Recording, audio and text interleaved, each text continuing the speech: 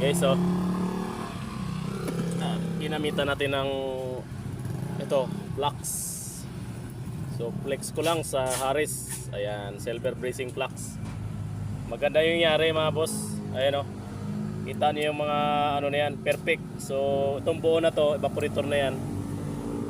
Wala pang 3 pirasong silver rod, 2 silver rod lang naubos ko dyan. O ayan o. Ito. So 2 kalahati lang.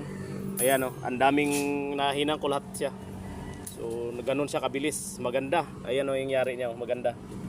So sana hindi siya ma-perfect. Liliktis natin ngayon. So yan, share ko lang sa inyo kung paano maghinang ng evaporator.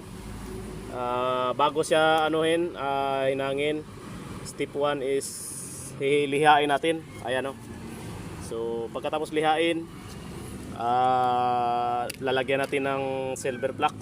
Ayan. So ito ang gamit ko. Yan ang gamit ko. So pahid lang dyan, pahid lahat. Bago mo siya painitan, kailangan mayroon na yan lahat. Para pag nainitan, didikit. So ayan, kita nyo naman, maganda yung yari niya.